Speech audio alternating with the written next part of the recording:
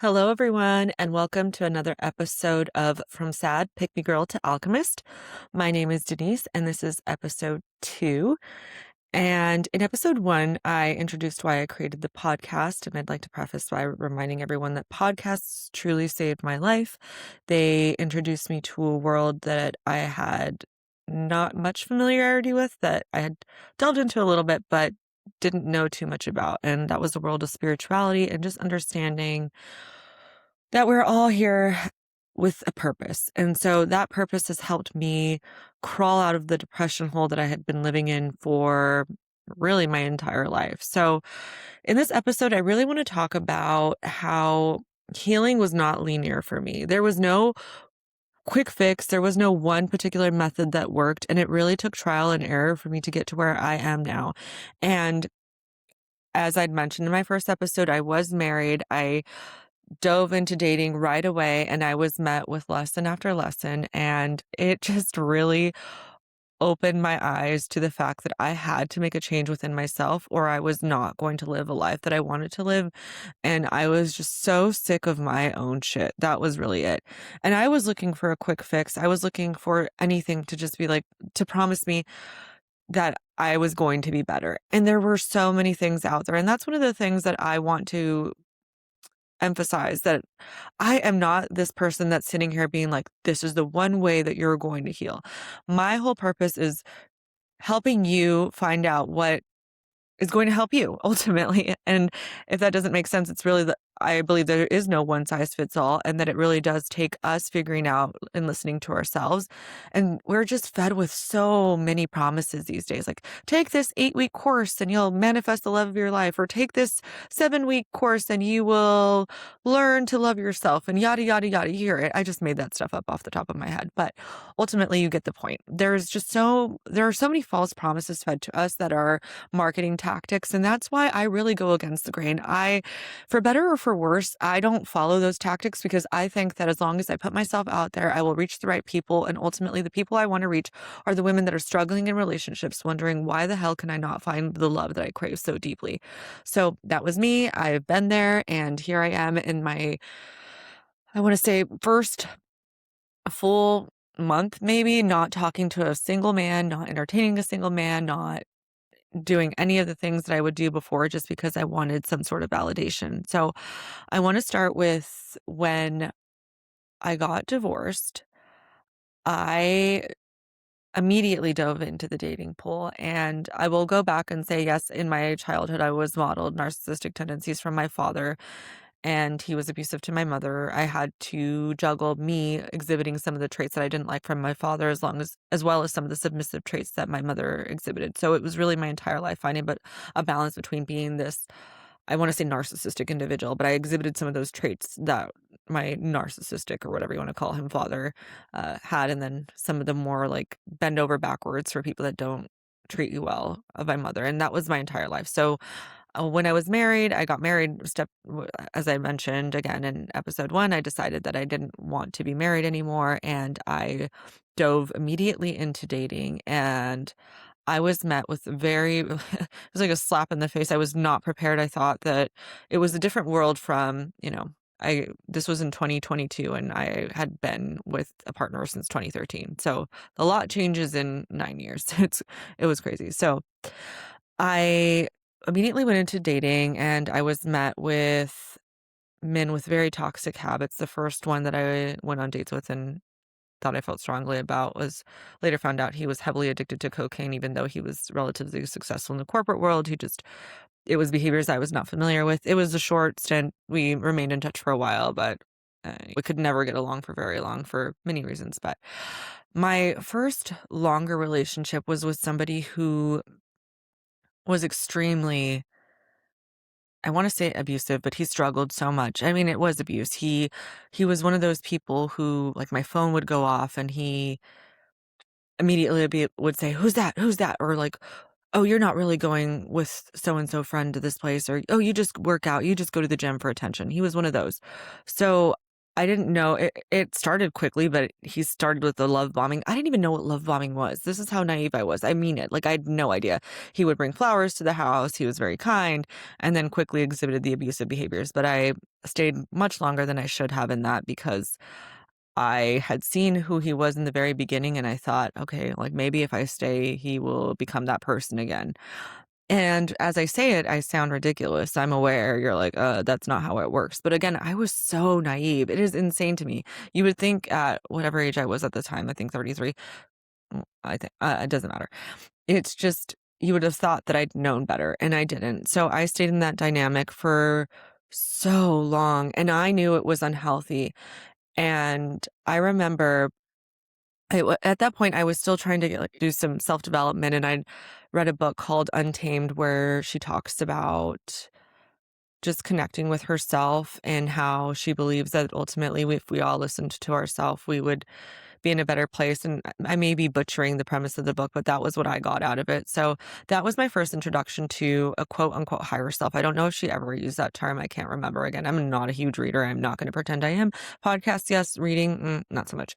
So I started reading that book, and I was still heavily involved in this very toxic situation. And it would get so volatile where he had like smacked me in the face with a wet towel at one point, and it got to the point where we were at a bar, and some guy had texted me, and we were on and off all the time. And so, I mean, of course, like as I mentioned, I used male validation a lot, and he, I don't remember, or actually I do remember who it was that texted me, but that was insignificant. He grabbed my phone and stomped on it at a bar in front of everyone and then walked out. And it was a phone that I had just gotten. And so I remember we got in this huge fight, and I like went to his house, and I was like, demanding for him to pay for my phone. And again, I exhibited behaviors that I'm not proud of. Like, I could have just let it go and like been like, I'm done with this person. But instead I was very confrontational, and I thought that that would be the way to solve the issues. I don't know what I was trying to do. I was coming from an unhealed place as well. I think I wanted to also insert my power and know that he didn't have control over me, even though in a sense he did. So he, it got to the point where he had that night put his hands around my throat so perfectly that, like, I don't remember what happened, but I just know that for 2 weeks later, I could not swallow. It hurt so bad. And he had also had a blade to my torso and was like, we were fighting, and I had said some things like, I'm just gonna like press charges or something. And then when he grabbed this big blade and was like, who's in control now? And I remember that night because for some reason he like just sat there with a knife, I don't know for how long, and then decided to pull it away and throw it. And I didn't leave after that. And that's the crazy part. But I remember thinking, I need to find a way out of this. And you would think it's just as easy as stepping away, but it wasn't.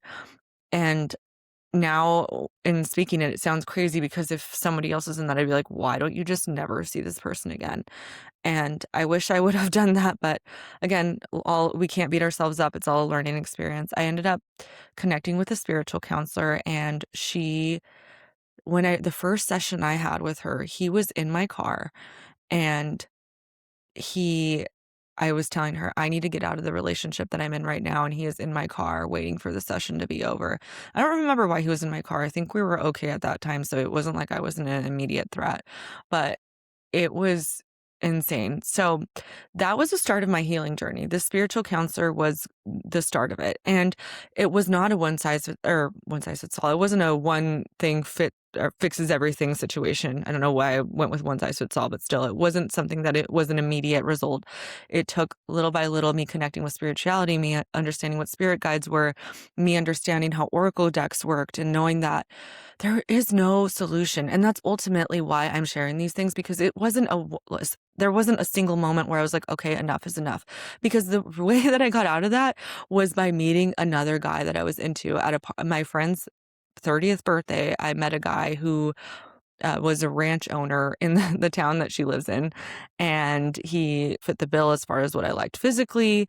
He seemed nice, and when I met him, he was saying he had met that night that I met him. He was like, "Oh, I'm not seeing anybody," and things started quickly and ended just as quickly. I think had only seen each other for 2 months, but when I met him, I realized that I could have attraction for somebody else without the physical violence that I was experiencing with the other guy. So it was in part the spiritual work that I was doing, yes, but it was largely also because I had met someone else that took away my attention from this person. And thank God I did, because I don't know if I would have stayed in that dynamic and eventually things would have just gotten to a point where there was no return. Who knows? But again, everything happens for a reason. And I met this person and I dated him for a little bit. And I still continued on my spiritual journey with seeing the spiritual counselor and really familiarizing myself with the concepts of spirituality and spirit guides. And she did a lot of table tipping, if you're not familiar. And there could be some people who don't believe in it. And I still have my reservations about it, honestly. But I believing in it is what helped me. But it was just essentially you connect and it's like a yes or no, almost like a pendulum, right? Yes or no, and you're connecting to spirit and you would ask questions and they would connect with you that way. So that helped me. I did that for roughly 7 months, but I was still, even when things ended with the guy that I had met at my friend's party, because again, they ended because I wanted commitment and he was like, I'm not really in a place to commit. I'm just really focused on growth, whatever excuse. And we'd only been seeing each other for a little while, so it wasn't a big deal, but I was still devastated because any time that something would end with someone I liked, I just could not handle it. And it was part of my abandonment wound being triggered. So then I hopped into another situationship, we'll call it, with the guy, Mr. Secret Service man, and that lasted throughout the duration of, this was back in 2024. And in that time, I was met with so much unhappiness because this person was everything I wanted and then everything I didn't want all at once. He was really into doing like physical doing physical things. I mean, like he would go rollerblading with me, he would go running with me, do paddle boarding. He was like wake up early and we'd have breakfast together and make coffee, all of the basic things. But I thought like, okay, I'm attracted to this person. He does all these things. He's like promising all this stuff. And so I thought this was it. And then he would go MIA, he would go quiet, he would stop making plans. So he came on very strongly and was like, yeah, I really like want something. And then was really, even after our first day, he's like, when can I see you next? And then all of a sudden he pulled back. Well, it felt like all of a sudden he was just stopped making plans. And I was like, wait, what happened to the guy who was pursuing me? And again, I was not familiar with the dating world. Like I just didn't understand that this was a common thing that people experienced. So it was so difficult for my unhealed abandonment wounds to it was just triggered, right? They were all triggered and I was triggered. So it was a very difficult time for me. And my entire happiness, sadness, excitement revolved around how our dynamic was on any given day. And he was making plans with me, then I was happy. If he was pretending I didn't exist, I was deeply depressed and just like, why is this happening? I don't understand. I couldn't even be, again, I don't know how, as I'd mentioned in episode 1, how I operated in the world, how I operated as a mother, because I was so consumed with the relationship and how it was going. So I knew, and because it was back and forth and up and down, and when I started voicing opinions, like I just knew that it wasn't a healthy dynamic. And I found a podcast, and this was really what catapulted my spiritual journey. And it just explained the concept of soul contracts and our soul's purpose and how we're all here to learn something and the karmic relationships that we exhibit and how those are mirrors to the wounds that we have not yet healed. And all of those things really brought reasoning to what I was experiencing. And again, I wasn't ready to fully step away from that dynamic. I still thought that I could potentially make it work. You know, maybe this was different. Maybe I didn't fall in that category, and maybe that I could just really, with enough love and compassion and patience, I could make this guy be the one that he was at the beginning when I first met him, the one who pursued me, the one who liked me, the one who wanted to spend Halloween together and do matching costumes with my kids even, because he brought that into play. And so I I ended up signing up for a retreat with the host of this podcast. And that retreat was heavily focused again on connection with self, connection with spirit, connection with other women who were also on similar paths. And that also, I will say, thought I was gonna come back and just, like, completely my whole life was going to be fixed, and that's not how it worked, and that's not how it was supposed to work. But bit by bit, I was crawling out of this hole, and so I think a lot of the times we think, "Okay, well, this didn't work, and this didn't work," you try different modalities and you give up, but bit by bit, you're chipping away at the pieces of you that you need to do away with. So, I wouldn't say that if you try something and it doesn't work out in the way that you would or you had thought, and you didn't get the results that you'd imagined, it doesn't mean it was a failure because I like to envision it as a hole. I was in this deep hole and I was slowly crawling out of it bit by bit, and I would slide down a little bit and then go again, crawl up. And I would never slide down as low as I was before, but I would keep sliding down. And so the one set there is no I keep wanting to say one size fits all, but it's really quick fix is what I'm trying to say. There is no quick fix because I went to this I ended up going to the retreat the following year, and this was after everything had ended with Mr. Secret Service Man, we'll call him. And so I went on the retreat the following year, but I had ping-ponged back to the guy that I met at my friend's birthday party. And so that was gonna be a whirlwind too, because when I connected with him, I connected on how sad I was that it had ended with the other Mr. Secret Service man, and he seemed to be understanding, and he had just gotten out of a relationship, which I didn't realize he wasn't really out of. He was just telling the girl that he needed space while hanging out with me, and I should have taken that as a sign as that and that's how he operated. He would kind of string someone else along until someone took away his attention and then he'd hop onto that person. And we always think we're going to be the exception. So I thought because we had reconnected as friends that it would eventually evolve into more. And it didn't evolve into anything but a situationship where this person would be, I only want to be with you and I only want to do things with you, but I don't want to commit. And I didn't understand it. And it was a psychological game that I had never been a part of, and it was in a different level than the first guy. So either way, it was psychological games that I was unfamiliar with that I didn't know. And so I fell into situationships before I even know what situationships were. And so the reason that I'm sharing this is because again, I was male hopping while trying to do the work. And I went on the retreat while I was seeing the more recent guy. And I came back and I was like, all right, I'm not gonna do this anymore. I'm gonna choose myself. And of course, literally on the car ride back from the retreat, he texted me and was like, "Oh, I hope you make it back safely." And back we were in the cycle for another few months where he would pursue me, then pull away.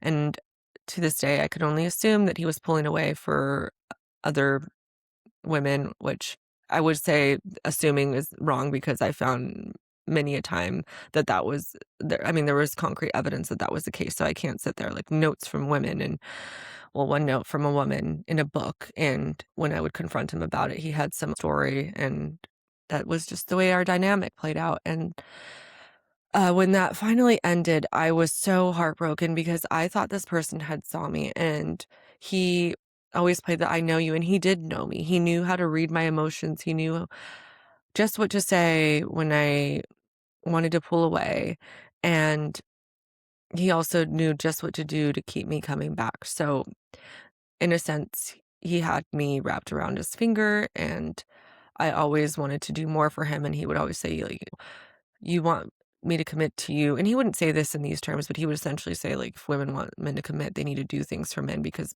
back in the day, women would do things for men, and now they just want all the glory of being with a man that does things for them without doing things that women used to do, those kinds of things. So I would try to fit the bill. I'm like, "Okay, well, how can I do more for him?" And it never was enough.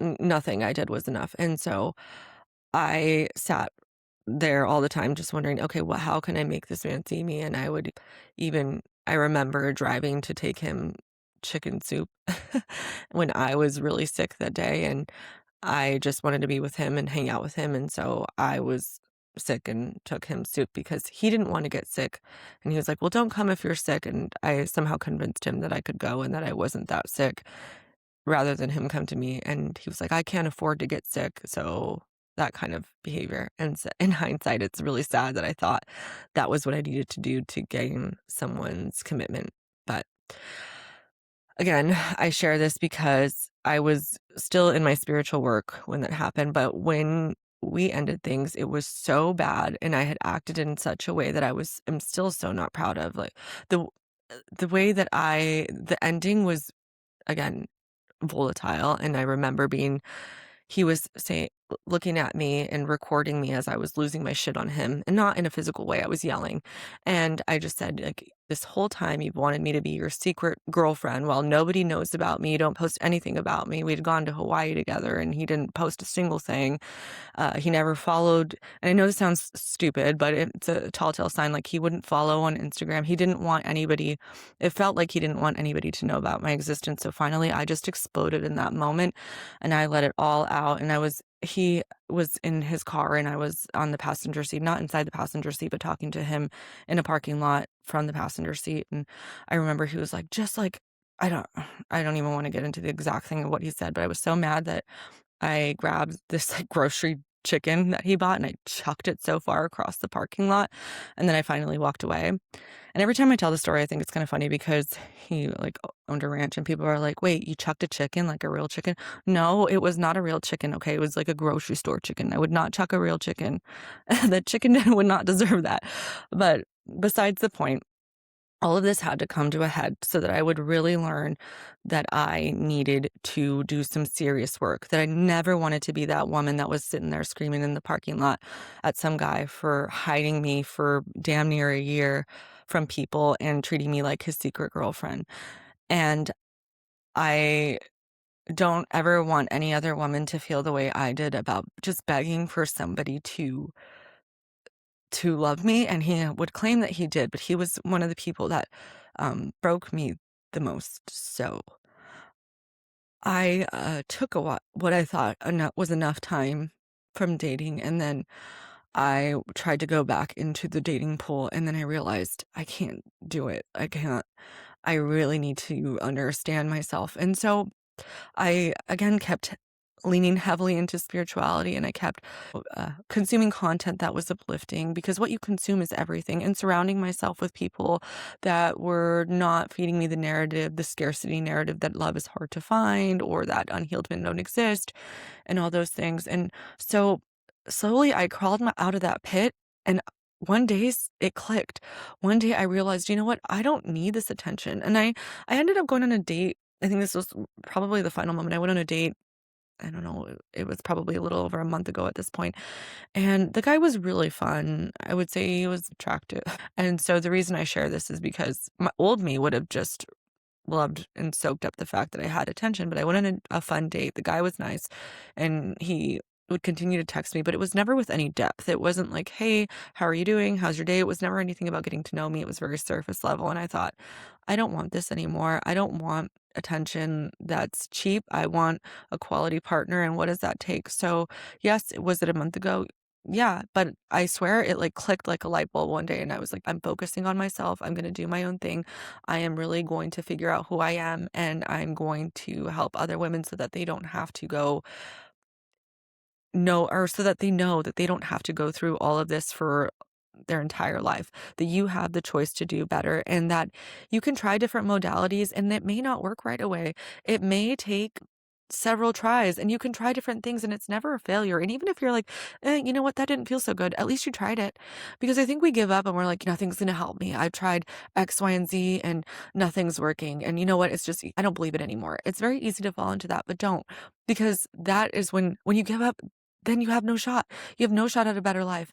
And I know that healthy partnerships exist because, as I've shared, I'm starting to witness that with my mindset shift, and I've shared it on social media. I should say I share a lot about how your mindset really does affect your reality. So when I started shifting the narrative and telling myself there are people out there that are doing the work, there are people out there that are trying to do better, and there are couples out there that are doing the same, I started to see that, and I've started making friends that are in that space where they're either couples that are collectively working on efforts to help other people in relationships, or individual people that they're still in the wellness space, or one of them is, and the other person in the relationship supports them. And it's just a growth. It's all about growth, and two individual whole people that are wanting to grow together and there's still passion involved. So I've always told myself it's either passion or safety. You can't have both. And now I know that's not true.